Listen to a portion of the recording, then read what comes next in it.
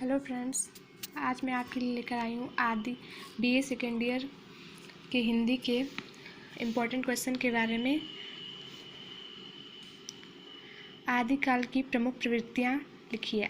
जिसकी विशेषता है आश्रयदाताओं की प्रशंसा। इस काल के कवियों ने अपने आश्रयदाताओं की अतिशयोक्ति की पूर्ण प्रशंसा की है, उन्हें कभी पराजित या कायर नहीं किया। जो आदिकाल के कवि थे उन्होंने अपने आश्रयदाताओं की अतिशयोक्ति, जो उनकी रचनाएं होती थी, उसकी पूर्ण प्रशंसा की है, उन्हें कभी भी पराजित या कायर इन्होंने नहीं दिखाया है। ऐतिहासिकता का अभाव।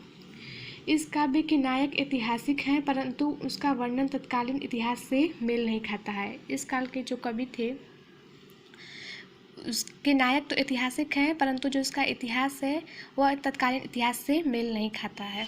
युद्ध का सजीव वर्णन। आदिकाल के कवियों ने अपनी कविता में युद्ध का वर्णन सजीव देखने को मिलता है। इन राजाओं के कवि युद्ध में राजाओं के साथ भाग लेते थे तथा सभी घटनाएं प्रत्यक्ष देखते थे और अपनी कविताओं में उसका जो वर्णन है करते थे।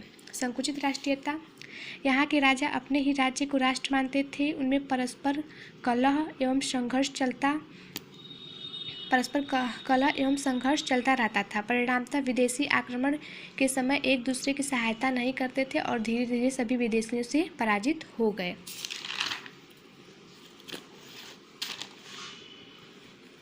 वीर काव्य तथा श्रृंगार रस काव्य की प्रधानता। इस काल में वीर रस तथा श्रृंगार रस की प्रधानता है।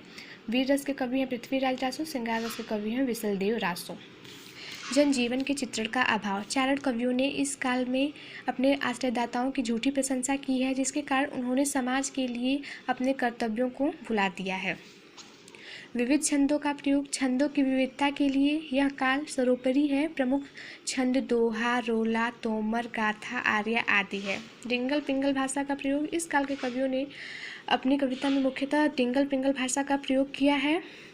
लोग इसे अपभ्रंश के नाम से भी जानते हैं। डिंगल अपभ्रंश प्लस राजस्थानी भाषा है और पिंगल अपभ्रंश प्लस ब्रज भाषा है। लौकिक रस की रचनाएं। इस काल में लौकिक रस की रचनाएं भी मिली हैं। एग्जाम्पल संदेश रासक, विद्यापति, पदावली आदि।